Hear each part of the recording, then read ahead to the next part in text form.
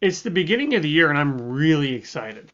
It's 2001 and I love the beginning of the new year because as soon as the new year starts, I can start to think about my W-2 that's coming from my job. As soon as I get my W-2, I can file my taxes. As soon as I file my taxes, I can get my big fat rebate check. And as soon as I get my big fat rebate check, I can spend it. Now, I've heard that some people don't like filing taxes, and I don't understand that. Because in my mind, filing taxes means getting a check. Those two things are connected. Why would I not want to file taxes when I know I'm going to get a big fat check? It doesn't make any sense. I love tax time. Now, as soon as my check arrives, I start to think about ways that I can spend it. That's not really true. Long before my check arrives, I start thinking about ways that I can spend it. In the past, I've spent this on stereo equipment for my apartment. I've spent it on subwoofers and other speakers and radios for my car. I've spent it on furniture for my apartment. This year, I'm thinking about getting a computer. There's these things called laptop computers, which have been historically quite expensive, but they've come down in price lately. That's what I got my eye set on. Now, a short time later, as part of my technical school drafting program, I need to get an internship. And I live in Moorhead, Minnesota. Moorhead, Minnesota is right on the border of North Dakota. On the other side of the river, the sister city to Moorhead is Fargo, North Dakota. I find a job in Fargo. But this is a tiny company. They're about 10, 12 people large. All of their employees are Fargo employees. All of their employees are North Dakota employees. They're not really equipped. They don't really know how to deal with a Minnesota employee. And I'm just a short-term intern, so it's not really worth their time to figure out how to deal with a Minnesota employee. So because they don't know how to deal with me, I end up in some loophole where, aside from Social Security and Medicare, I don't pay any taxes. I don't pay into North Dakota. I don't pay into Minnesota. I don't even pay into federal taxes. I just get all the money back. And this is an interesting phenomenon for me to be in because I'm starting to get intrigued. I'm like, wait a second. That means instead of giving the government a interest-free loan and then getting all that money back at one time, I can save this money, sort of impose my own withholding, make interest on that money, and then when the tax bill comes due, I can pay the money and then pocket the interest. This sounds amazing. And for a couple of months, I did that. But it didn't take long before that money got absorbed into my day-to-day spending. And that's unfortunate because as soon as the next tax time comes around, 2002 tax day comes, I've got a gigantic bill and no money to pay for it. So it didn't matter what happened. It didn't matter if taxes were taken out of my check because then I would get a big refund and I'd blow the money. It didn't matter if taxes weren't taken out of my check because I blew the money. In both cases, I chose temporary, short-term, immediate satisfaction over long-term well-being. And I knew better. So this is about financial self-sabotage. Find out more right after this.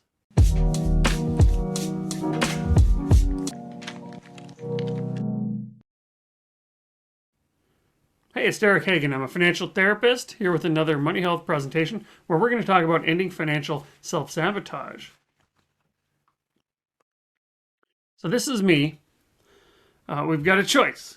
We've all got a choice. We can do the long-term well-being. We can save for the future, do things that are going to be good for us in the future, or we can get some immediate gratification. Get it right now. I want it now. And of course, I was on that side. I was on the immediate temporary satisfaction side of the world. Now, self-sabotage is something that I describe as something that gets in the way of financial success. We shoot ourselves in the foot. We don't do what our future selves need us to do. You know, you can even think about that. If you could go back and talk to yourself from 10 years ago, what would you tell that person? Are there any things that that person did 10 years ago to sabotage you right now? Would you be better off if they saved 20 bucks a check, 50 bucks a check, stopped spending on vacations or whatever? By that same thread, by that same logic, what are you doing now that 10 years from now you'd love to come back and talk to you and say, stop doing this thing or start doing that thing? Because effectively, what we're doing when we choose the immediate satisfaction is that we're robbing our future selves. And this says, where's my money? Right? Because remember, it's not just you. There are going to be future versions of you that exist. And if you spend all the money now, that money doesn't exist for future you. That's literally how it works. If I don't save it and I spend it instead, future me doesn't have it. Now, unless I use that money to buy something that's super valuable in the future, but remember, that's not likely to happen. Now, just because we disadvantage our future selves so that our present selves can get some satisfaction and some joy, that doesn't mean it's our fault. This is, in fact, it's brain wiring. Now, you can think about our brain. Well, there's a lot of ways we can go with this. Our brain it's developed over time to deal with survival. You don't have to go back that many generations. A dozen, 12, 2 dozen, 24 generations. Your 22 great-grandparents ago. And you had people that had a much different situation than we have right now. Their brain was developed to survive. Their brain was developed to survive until tomorrow. The brain was not developed to be happy. The brain was developed to survive. And part of that was to strive for success and to strive for status, right? So now, the subconscious brain, now you can think about this like an elephant and a rider. The subconscious brain, this is the oldest primitive part of our brain. This is an analogy. This isn't really how it works, but this is the real part of the brain that's really involved in survival, meeting our needs, staying alive, staying out of stressful situations. Over time, that's what differentiates us. So this is kind of like an ape, right? Over time, we developed an outside shell called the neocortex, and that's kind of like the conscious brain. That's the part that makes us human. Okay. But even all these taken together, this is it. Elephants and riders. Right? So my brain came to me in 1980. Right, 41 years ago. But what does that mean? That means today, right now, I have a supercomputer in my pocket. That's a dozen years old. I have a movie theater inside my house. That's less than a dozen years old. Right? So that's just in my lifetime.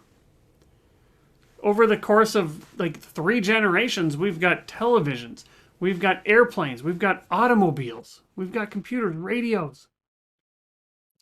It's hard for this elephant and rider to keep up with all this technological process and progress. So what we've got is we've got the rider busy checking social media and an elephant's trying to stay alive, not even aware of what the hell social media is. Right, so that's kind of how that works. Now, remember, conscious brain's trying to stay alive. Now, in calm times, stress-free times, it can feel like this rider can control the elephant. We can go left, right, back, forth, put your foot up on this platform, and so on. But in stressful times, when this elephant is spooked by something, the rider has no control. And that's kind of how our brains work. The elephant is in control. The elephant needs to survive. And the elephant evolved for immediate gratification. And so we're bad at predicting. The future is a goofy concept. It doesn't make sense to us.